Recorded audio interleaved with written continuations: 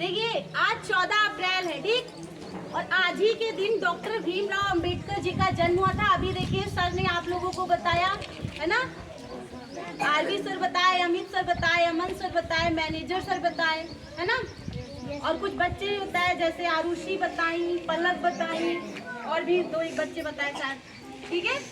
तो जन्म और ये इनका निधन, उसके बाद इनके माता पिता का नाम तो आप लोग जानते ही हो, ठीक। इनका जन्म 14 अप्रैल 1891 में मध्य प्रदेश के माहू गांव में हुआ था, ठीक, और वर्तमान में उसे डॉक्टर भीमराव अंबेडकर नगर कहा जाता है, ठीक है। और डॉक्टर भीमराव अंबेडकर जी जो थे महार समुदाय के थे, एक महार जाति के थे और दलित समुदाय के थे, ठीक है। क्या हुआ था कि जैसे हम लोगों की लाइफ में अगर थोड़ी सी भी प्रॉब्लम आ जाए तो हम लोग सोचते हैं मुझे ये अधिकार नहीं मिला, मुझे ये करने मिलता तो हम आज ये करते, मुझे बेटा ये होता तो हम ये करते, मेरे पास ऐसी बुक कॉपी होती है हम ये करते, मेरे पास कपड़े नहीं है, खाने को नहीं है, ऐसा करते हैं। लेकिन उन्होंने इन सारी चीजों पे ध्यान नहीं दिया कि मेरे पास कपड़े नहीं है, खाने को नहीं है। वो सबको सामान्य देखना चाहते थे कि सब लोग एक समान जैसे हो, एक समान हो, इक्वलिटी हो देश में, तभी देश आगे बढ़ पाएगा। जैसा कि अभी आपको अमन सर बताए हैं कि कोई फॉर्च्यूनर आया था, उन्होंने जब इंडिया में घूमा और सारी चीजें देखे, तो जैसे हम लोग कहीं जाते हैं तो वहाँ की अच्छाइयाँ और बुराइयाँ देखते कि यहाँ पे क्या अच्छाइयाँ है, क्या बुराइयाँ हैं। हर जगह कहीं ना मतलब कुछ अच्छी चीजें देखने को मिलेगी, कुछ आपको रूढ़वादी चीजें देखने को मिलेगी, स्टीरियोटाइप, है ना, कुछ चीजें ऐसे मिलेंगी जो समाज के विपरीत होंगी और कुछ चीजें ऐसे देखने को मिलेंगी जो समाज के अनुकूल होंगी। उन लोगों ने कहा कि आपके देश में सारी चीजें अच्छी हैं, बस आपके देश में जातिवाद है, साथ ही साथ एकता नहीं है। जब जातिवाद है तो एकता होगी ही नहीं, है ना। और जहाँ पे अगर लोग एक जैसे ना हो, अगर आपका एक घर है वहाँ पे लोगों का विचार मेल ना खाता हो, पूरी तरीके से तो मेल नहीं खाएगा, लेकिन किसी के विचार को दबाया ना जाता हो, किसी के हक को दबाया ना जाता हो, ऐसी जगह लोग ज्यादा विकसित होंगे इसकी अपेक्षा जहाँ लोगों का विचार दबाया जाता हो और जहाँ पे लोगों को अधिकार ना दिया जाता हो, सम्मान ना दिया जाता हो, समानता ना हो, ठीक है। अब देखिए इनको हम इसलिए इतना ज्यादा जानते हैं, केवल इसलिए नहीं कि इन्होंने यही नहीं किया कि हमारी फोटो लगा के उस पे अगरबत्ती दिखा के माला चढ़ा के फूल चढ़ा दो। इसलिए जितने भी लोग, जितने भी हमारे फ्रीडम फाइटर हैं या अच्छे लीडर हैं, आज के समय में आपको नेता बहुत सारे दिख जाएंगे, ठीक है, और आपको पुजारी भी बहुत सारे दिख जाएंगे। सब लोग कहेंगे हम बहुत बड़े देशभक्त हैं, देश ही मेरा सब कुछ है, लेकिन बात जब कुछ करने की आएगी तो सबसे पहले वही पीछे भागेंगे। उसमें से कुछ ही लोग होंगे जो कहेंगे वास्तव में हम ये काम करेंगे। अगर कोई कहे बहुत बड़े देशभक्त हैं, उनसे कह दो कि इतना दान दे दो बच्चों के लिए, इतना दान दे दो किसी अच्छे समुदाय के लिए, ठीक है, किसी के लिए कुछ कर दो, बिल्कुल नहीं वो आगे आएंगे, ठीक है। अब देखो इन्होंने 3 जगह से पढ़ाई की। इनका ग्रेजुएशन हुआ था मुंबई से, ठीक, उसके बाद इन्होंने अपनी बाकी पढ़ाइयाँ लंदन और कोलंबिया से की थी। ऐसे ही इतनी आसानी से लंदन और कोलंबिया नहीं पहुंच गए थे, ठीक है।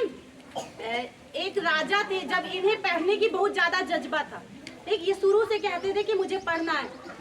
एक बार इन्होंने अपनी माँ से पूछा कि हम लोगों को कुएं से पानी का पीने का अधिकार क्यों नहीं है, हम लोगों को पढ़ाई करने का अधिकार नहीं क्यों है, हम लोग ऐसी क्या गलती किए हैं। तो इनकी माँ ने कहा कि बेटा किसी किताब में लिखा गया है कि हम लोग कुएं का पानी नहीं पी सकते और हम लोग पढ़ाई नहीं कर सकते। तो वो लोग आपके जैसे नहीं थे कि अच्छा हम लोग पढ़ाई नहीं कर सकते तो ठीक है नहीं करेंगे, क्या जरूरत है। आप लोग तो चाहते हो ना कि इस बैल में गेम दे दीजिए, उस बैल में गेम दे दीजिए, आज स्कूल नहीं जाएंगे, कल स्कूल नहीं जाएंगे। वो इन बच्चों में नहीं थे कि उन्हें बहाना चाहिए था, उन्हें ये बहाना चाहिए था कि कैसे भी करके हमें पढ़ाई करने को मिल जाए।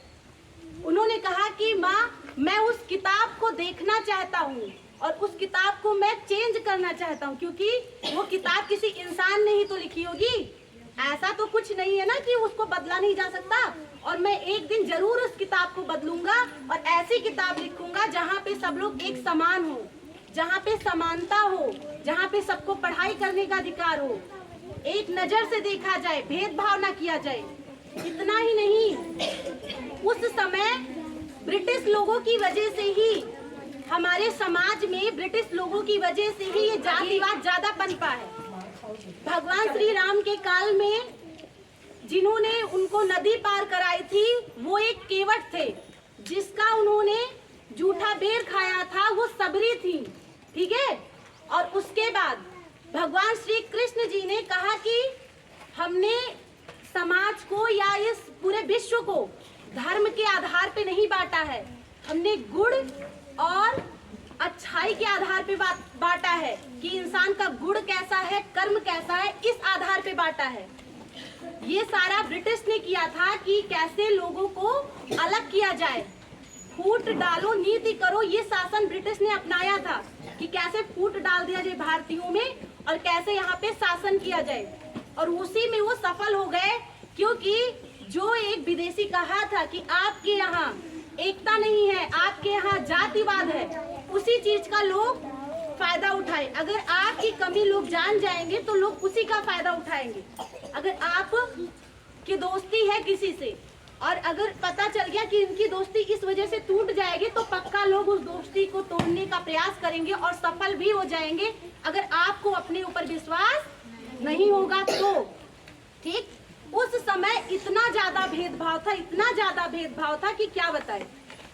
भीमराव अंबेडकर जी, जैसे हम लोग जिद करते हैं अपने मम्मी पापा से, मुझे ये चाहिए, है ना, खिलौने चाहिए, चॉकलेट चाहिए, ठीक।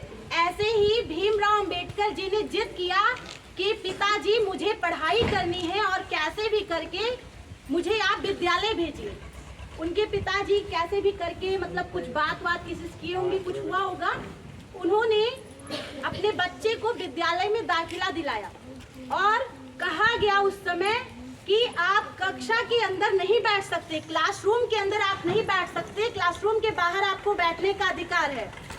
बताओ, अगर आप लोगों को पनिशमेंट के तौर पे कोई गलती करो, थोड़ी देर के लिए बाहर कर दिया जाए, तो भी आप चिल्लाने लगते हो, कहते हो बस इसी वजह से मेरा नंबर कम आया, इसी वजह से हमें ये चीज समझ में नहीं। और वो ऐसे बच्चे थे, इतना ज्यादा डेडिकेटेड थे अपनी पढ़ाई को लेके, अपने समाज को अच्छा करने के लिए, देश को अच्छा करने के लिए, कि एक बार टीचर ने कहा कि तुम आके बोर्ड पे इस क्वेश्चन को सॉल्व करो। और वो बच्चा क्वेश्चन को सॉल्व करने जैसे ही गया, सारे बच्चे अपनी सीट छोड़कर भागने लगे और इतना ही नहीं, अपना लंच बॉक्स वहां से हटाने लगे, इस कारण कि अगर इस बच्चे की परछाई पड़ जाएगी तो अछूत हो जाएगा सब। ये धारणा थी उस समय। बताओ वो बच्चा कैसे पढ़ा। उसके बाद महिलाओं की ऐसी हालत थी कि घुटने के नीचे वो साड़ी नहीं पहन सकती थी, घुटने के ऊपर साड़ी उनको पहनना पड़ता था। इतनी ज्यादा कुरीतियां थी, ऐसे लोग व्यवहार करते थे। वो बच्चा जब आगे बढ़ सकता है तो क्या तुम लोग नहीं बढ़ सकते हो? बिल्कुल बढ़ सकते हो। बस कमी किस चीज की है कि जज्बा नहीं है, कमी किस चीज की है कि आप करना नहीं चाहते हो, आलस्य है, इस वजह से ऐसा हो रहा है, ठीक है। उसके बाद फिर राम जी गैकवाड़ एक राजा थे। उनको पता चला कि एक ऐसा कोई बच्चा है जो पढ़ाई बहुत ज्यादा करना चाहता है और पढ़ाई में बहुत अच्छा है, उसकी वो बहुत दृढ़ निश्चयी है। जैसे आप लोग हो, कोई बच्चा है बहुत पढ़ने वाला है, ठीक है, तो उसको सब लोग सपोर्ट करेंगे। जब आप अपने लिए आगे कदम बढ़ाओगे तो पूरा यूनिवर्स आपका साथ देगा। इंसान ना साथ दे, लेकिन ये ब्रह्मांड आपका साथ देगा, क्योंकि ब्रह्मांड कभी भी जातिवाद, धर्मवाद या कलर या आपका बॉडी ये सब नहीं देखता कि आप किस जेंडर के हो, किस कास्ट के हो, किस रिलीजियस के हो, किस गांव से बिलोंग करते हो, आपका बैकग्राउंड क्या है, ठीक। तो गैकवाड़ जी ने इनको स्कॉलरशिप दिलाई और उसी स्कॉलरशिप से डॉक्टर भीमराव अंबेडकर जी पहली बार मुंबई में गए और वहां 10वीं की पढ़ाई की। और उसके बाद इन्होंने स्कॉलरशिप से ही अपनी पूरी पढ़ाई की है। पीएचडी वगैरह जो भी किया है, सारी पढ़ाई इन्होंने स्कॉलरशिप से ही की है। वहाँ पे ये पढ़ाई किए स्नातक तक, मतलब ग्रेजुएशन किए, ठीक। उसके बाद ये गए कोलंबिया। कोलंबिया के बाद ये गए लंदन गए, और उसके बाद फिर आए, फिर ये गायकवाड़ जी से मिले, बड़ौदा के थे, उनसे मिले और कहे कि आपकी वजह से मैं आज इतना सक्षम हूँ, इतनी विदेशों में पढ़ाई करके आया हूँ, आप मुझे मतलब मेरे लायक कोई काम हो तो बताइए। उन्होंने इन्हें सेना का एक ऑफिसर बना दिया। अभी इनका संघर्ष खत्म नहीं हुआ था।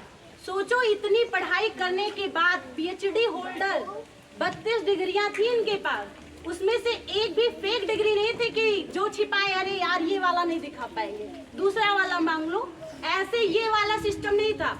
आप जो भी डिग्री मांगेंगे वो सामने ला के रख देते। ऐसी उन्होंने पढ़ाई की थी, और ठेके पे भी नहीं करवाया था कि जैसे ठेके पे भी पीएचडी वगैरह हो जाता है या ग्रेजुएशन हो जाता है, वो ठेके पे भी नहीं करवाए थे। अपनी सारी डिग्रियां उन्होंने वो दिखा सकते थे। और जब ये वो ऑफिसर बन के आए, उनका जो प्यून था वो भी जातिवाद करता था, क्योंकि उस समय का समाज ही ऐसा था।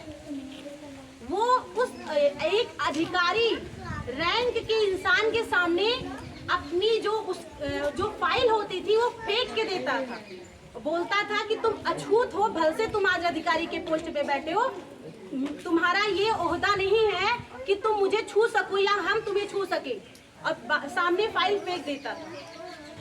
उनको बहुत बुरा लगा। फिर उनकी शादी हुई, उनके 5 बच्चे हुए। डॉक्टर भीमराव अंबेडकर जी के 5 बच्चे हुए, एक के बाद एक, एक के बाद एक, 4 बच्चों की मृत्यु हो गई बीमारी की वजह से, ठीक है। और फिर उनकी पत्नी की भी मृत्यु हो गई बीमारी की वजह से। ऐसी चीजें देख के हर किसी को एक बार ऐसा लगेगा कि हम ऐसे समाज के लिए जीना चाह रहे हैं, हम ऐसे समाज के लिए काम करना चाह रहे हैं जो समाज हमारे परिवार को ही नहीं बचा रहा है। 1927 में 1927 में ये एक आंदोलन लेके बैठ गए कि हमें सारे समुदाय वालों को कुएं से पानी पीने का अधिकार दिलाना है तो दिलाना है। और वो इसी अधिकार को लेके आंदोलन को करने लगे, और उन्होंने पूरे अपने समुदाय को वो अधिकार दिला दिया, ठीक है। उसके बाद फिर क्या हुआ, वो जब पूना समझौता होना था तो गांधी जी चाहते थे कि अपना देश आजाद हो जाए। फिर इनके मन में बैठा कि हम अपने समुदाय वालों को अलग से वोट दिलाएंगे, इनका वोट जो होगा वो अलग से होगा, इनके वोट की वैल्यू अलग से होगी। ये जिद करने लगे तो गांधी जी बोले कि नहीं भाई, ऐसा मत करो, क्योंकि जो ब्रिटिश है वो यही चाहते हैं कि हम लोग अलग हो जाए, और आप जाति के नाम से इस तरीके से पूरी तरीके से अलग हो जाओगे, और मैं नहीं चाहता हूँ कि भारत देश बटे। उन्होंने गांधी जी की बात मान ली। हम लोगों में से कोई होता तो कहता नहीं, हम क्यों बात माने उनकी, हम इतनी ज्यादा पढ़े हुए हैं, हम उनकी क्यों बात माने। और बुढ़े थे तो कहते बूढ़ों की बात क्यों माने, ऐसा करते ना। लेकिन वो ये सब नहीं किए। वो कहे ठीक है, हम तो उनके पास 2 ऑप्शन था, या तो वो अपने समुदाय को लेके चले या फिर वो अपने देश को लेके चले। तो ऐसे व्यक्तित्व के इंसान अपने देश को लेके चले, और वो बात मान लिए। उसके बाद फिर क्या हुआ कि जब संविधान हमारा बना, तो जब पूरे संविधान की लेखा जोखा और सब कुछ बनने को तैयार हो रहा था, तो सुभाष चंद्र बोस जी जब लेके पूरा स्क्रिप्ट आए कि ये होगा, ये लोग इसमें पार्टिसिपेट करेंगे, तो गांधी जी ने जब उसको देखा तो कहा आपने एक ऐसे व्यक्तित्व का नाम नहीं डाला है जिनकी वजह से ये संविधान लिखा ही नहीं जाएगा। सुभाष चंद्र जी बोले कि किसका नाम, कहे आपने डॉक्टर भीमराव अंबेडकर जी का नाम नहीं डाला है, और इस देश में अभी इस समय ऐसा कोई व्यक्ति है ही नहीं जो उनसे ज्यादा पढ़ा लिखा हो, उनसे ज्यादा समझदार हो। फिर डॉक्टर भीमराव अंबेडकर जी का नाम उसमें पड़ा। ये देश के लिए बहुत बड़े गर्व की बात है कि वो हमारे संविधान के प्रारूप समिति के अध्यक्ष बने। इतने पढ़े लिखे थे। आजकल के समय में लोग थोड़ा सा पढ़ लिख लेते हैं, उनको विदेश यात्रा का शौक चढ़ जाता है, और शौक ऐसे चढ़ता है कि अपने देश की सिटीजनशिप को भी खत्म करने के लिए तैयार हो जाते हैं। वो दोबारा अपने देश में आके और उसी जज्बे से पूरे देश को बचाया, और उन्होंने केवल ये सारा काम दलितों के लिए नहीं किया है। आज तो उनका जन्मदिन है, जयंती है, इसलिए बताया जा रहा है, लेकिन मैं उनको हमेशा मतलब मानती हूँ आइडियल, इसलिए क्योंकि अगर आज लड़कियां भी, चाहे किसी भी कास्ट की लड़कियां हो, जितनी भी महिलाएं हैं, वुमेन्स हैं, वो सभी लोग अगर आज किसी भी फील्ड में आगे हो पा रही हैं या घर से बाहर भी कदम रख पा रही हैं, तो सेम वही हालत थी जो दलितों की थी, वही हालत महिलाओं की भी थी, और उन्हीं की वजह से आज सब लोग आगे बढ़ पा रही हैं, नहीं तो कोई ना बढ़ पाती। और अगर किसी भी समुदाय की कोई भी महिला, किसी भी महिला को दबाया जा रहा है या आगे नहीं बढ़ाया जा रहा है, तो वो उस राज्य की सरकार की गलती है, क्योंकि हमारे संविधान में कोई भी ऐसा वर्ड नहीं है जहाँ पे लिखा हो कि महिलाओं को आगे ना बढ़ने दिया जाए, जहाँ पे समानता ना हो। और हमारे देश में समानता के साथ साथ समता भी है, ठीक, इक्वेलिटी के साथ साथ इक्विटी भी है, ठीक। अगर आप इन लोगों से मोटिवेट हुए, आप इनसे मोटिवेट हुए डॉक्टर भीमराव अंबेडकर जी से, तो आप लोग प्रॉमिस करो कि ऐसा कोई कार्य नहीं करोगे जो आपके मम्मी पापा को ना पसंद हो, कोई ऐसा कार्य नहीं करोगे जो आपके गांव, समाज, देश के लिए अच्छा ना हो। और डॉक्टर भीमराव अंबेडकर जी जैसे और स्वामी विवेकानंद जी जैसे लोगों को अपना आइडियल मानोगे। वो ये नहीं कहते थे कि तुम फूल, अगरबत्ती और माला चढ़ाओ मेरे ऊपर, उनके व्यक्तित्व को देखो और उनकी अच्छाइयों को अपने अंदर लाने की कोशिश करो कि आप लोगों के मम्मी पापा का नाम भी इतने ही गर्व से लिया जाए। लगभग 110 साल हो गया है, उसके बाद भी लोग आज उन्हें उतने ही सम्मान से याद करते हैं। देश आजाद हुआ है, लेकिन देश को चलाने का जो पूरा लेखा जोखा है कि कैसे कौन से रूल्स और लॉज फॉलो किए जाएंगे, किसके लिए, only by the doctor Bhimrao Ambedkar ji, ठीक है। Thank you.